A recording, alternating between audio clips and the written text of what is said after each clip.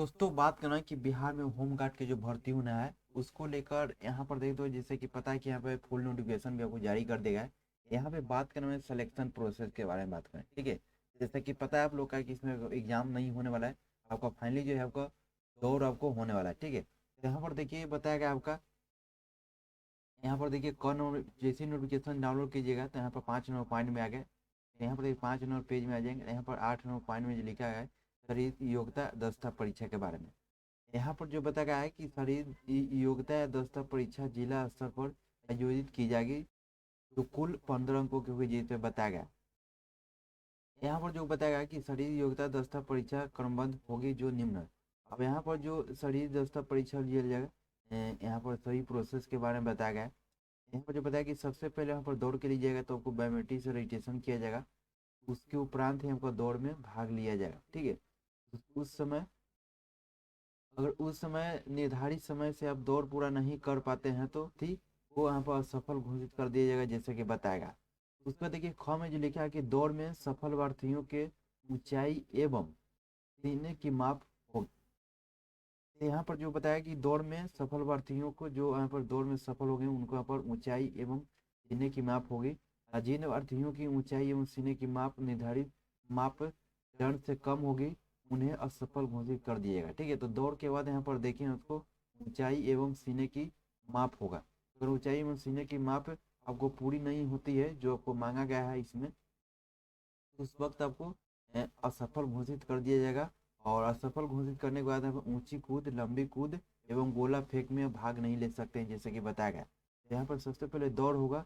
दौड़ में सफल अभ्यर्थियों के लिए अब यहाँ पर जो दौड़ में सफल हो जाएंगे उनको पर ऊंचाई एवं सीने की माप किया जाएगा, यानी आपको हाइट का नापा जाएगा और यहाँ पर सीना के नापा जाएगा।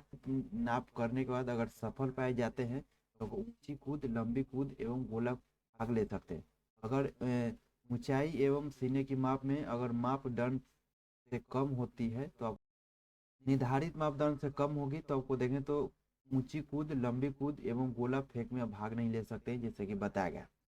उसके बाद लिखा कि गौ में ऊंची कूद, लंबी कूद एवं गोला फेंक सभी प्रतिस्पर्धाओं में अलग अलग अधिकतम 5 अंक हो गए। प्रत्येक भारतीय को ऊंची कूद, लंबी कूद एवं गोला फेंक तीनों प्रतिस्पर्धाओं में अधिकतम 3 मौका दिया जाएगा, जैसे कि बताएगा।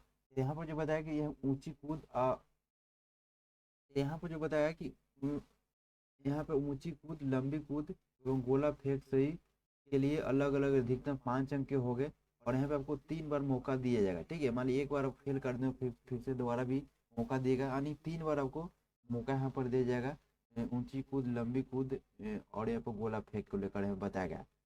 उसके बाद हमें लिखा है कि यदि कोई भारतीय शरीर परीक्षा की निर्धारित तिथि एवं समय पर उपस्थित नहीं होते हैं तो उन्हें दूसरी तिथि को मौका नहीं मिलेगा। जिस डेट में आपका तिथि रहेगा दौड़ के लिए उसी तिथि में जाना है। आपको अलग से फिर से आपको डेट नहीं दिया जाएगा, जैसे कि बताया गया। उसका नीचे आएंगे तो यहाँ पर देखिए बताया गया आपको दौड़ के लिए, ठीक है। आपको दौड़ के लिए हमें बताया गया है। यहाँ पर देखें तो बताया कि यहाँ पर आपको 1 मील, ठीक है, आपको 1 मील यानी 1600 मीटर दौड़ना है। 2 मिनट में आपको दौड़ जाना, ठीक है। आपको दौड़ के लिए बताया गया, पुरुष के लिए हमें बताया गया, महिला के लिए या थर्ड जेंडर के लिए यहाँ पर अलग। यहाँ पर देखिए जो यहाँ पे पुरुष हैं उनको यहाँ पर 1600 मीटर दौड़ना है, आपको 6 मिनट में दौड़ जाना है। यहाँ पर देखिए बताया गया है, उस पर लिखा है कि 6 मिनट से अधिक समय लेने वाले प्रार्थियों को असफल घोषित कर दिया जाएगा, ठीक है। तो यहाँ पर देखिए 1600 मीटर जो है आपका यानी 1.6 किलोमीटर, यहाँ पर 6 मिनट में आपको दौड़ जाना है। और 6 मिनट से ज़्यादा समय लेते हैं तो आपको असफल घोषित कर दिया जाएगा, जैसे कि बताया गया। ऊंची कूद के लिए बताया कि 4 फीट, कम से कम 4 फीट बताया गया, ठीक है। तो यहाँ पर देखिए 4 फीट आप कूदेंगे तो आपको देखिए 1 अंक मिलने वाला है। 4 फीट 3 इंच कूदेंगे तो आपको 2 अंक मिलने वाला है। 4 फीट 6 इंच कूदेंगे तो आपको 3 अंक मिलने वाला है। 4 फीट 9 इंच कूदेंगे तो आपको 4 अंक मिलने वाला है। 5 फीट आप कूदेंगे तो आपको 5 अंक यहाँ पे मिलने वाला है, ठीक है। ये आपको कूद के लिए बताया है कि कितना ऊंचाई कूद पे, कितना फीट पे कूदेंगे तो आपको कितना नंबर यहाँ पे मिलेगा। उसको देखिए लंबी कूद के लिए, ठीक है। तो लंबी कूद में 12 फीट तक बताया गया है, जिसमें आपको बताया कि 12 फीट से अधिक एवं 13 फीट तक दौड़ेंगे तो उनको 1 अंक मिलेगा। उसके बाद 13 फीट से अधिक एवं 14 फीट तक आपको 2 अंक मिलेगा।